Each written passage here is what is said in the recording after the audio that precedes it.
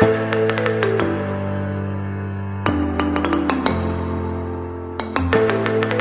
quarta dica que eu tenho para vocês é que vocês deem ação ao objetivo de vocês. O que é isso? O objetivo ele vai ter que ter um verbo de ação nele. Às vezes vocês escrevem o objetivo errado e é um dos pontos mais importantes do projeto e depois do artigo de vocês, o objetivo. Então, ele deve conter um verbo de ação nele. O que é o objetivo? Geralmente as pessoas usam um alvo, é meio clichê até isso nas apresentações, para simbolizar o objetivo, porque é aquilo que a gente almeja, o que se pretende atingir e ele deve ser viável. Ele pode ser geral ou primário, que usualmente é o mais abrangente, ou ele pode ser específico ou secundário. É importante que vocês deem ação a esse objetivo para que ele tenha um verbo de ação, um verbo de algo que vocês vão fazer, é algo que vocês querem atingir, então ele tem que ter um verbo de ação nele. Aqui tem um exemplo de um objetivo geral, que tem um verbo de ação comparar através do ensaio clínico randomizado, a eficácia, a longevidade, enfim, e aí segue. Os objetivos específicos, notem que ele também tem um verbo de ação, comparar, medir, avaliar. Se for um relato de caso, qual que vai ser o objetivo? Vai ser relatar um caso. Se for uma revisão de literatura, qual que vai ser o objetivo? Vai ser revisar a literatura a respeito de um determinado tema. Então ele sempre vai ter um verbo de ação, e ele é um dos elementos chaves do trabalho de vocês. Usualmente, quando a gente vai revisar um projeto também, a gente tende a ir direto para o objetivo para saber o que aquele trabalho se propõe. Já as metas, elas às vezes são exigidas em alguns editais de financiamento, por exemplo. Vocês também podem colocar no projeto de vocês. Qual que é a diferença da meta para o objetivo específico? Que talvez seja o que mais se aproxime da meta ali.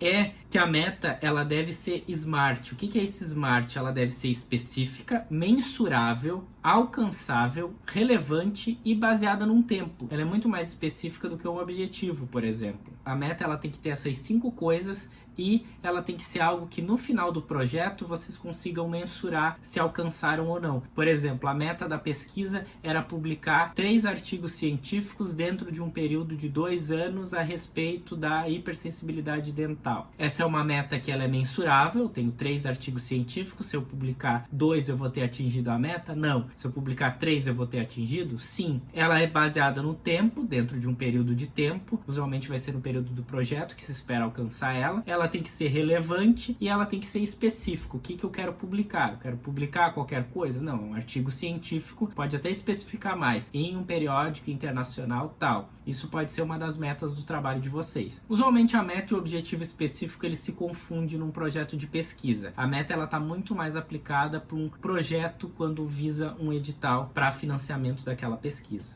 Aqui a gente tem então um exemplo de objetivos e metas físicas, tá? Para vocês, o objetivo geral, que era avaliar a eficácia, o custo e efetividade de um tipo de material, e as metas físicas mais específicas exemplificadas para vocês. A quinta dica que eu tenho para vocês é que vocês deixem claro o que vocês acreditam que deve acontecer. E basicamente a hipótese que a gente já comentou antes. O que seria essa hipótese? Como a gente comentou, é uma aposta, é a suposição que a gente faz na tentativa de explicar o que a gente desconhece, o que a gente pretende demonstrar, testando variáveis que vão poder legitimar ou não o que a gente quer explicar ou descobrir. E ainda a hipótese ela tem algumas características específicas aqui. A hipótese científica é uma resposta provisória àquele problema ou questão com intenções de ser posteriormente demonstrada. Então é aquilo que vem antes da gente demonstrar. Ela é escrita em uma linguagem simples e objetiva. Ela pode ser falsa ou verdadeira, dependendo do resultado depois, ou ela vai ser confirmada ou ela vai ser rejeitada. E a análise estatística ela vai auxiliar em aceitar ou rejeitar essa hipótese estatística. As pesquisas descritivas ou exploratórias, elas visam levantar informações preliminares sobre um determinado tema, como a prevalência e a incidência, e não vão possuir hipótese. Então não são todos os estudos que vão ter hipótese, basicamente são estudos experimentais que vão ter uma hipótese científica no projeto de vocês.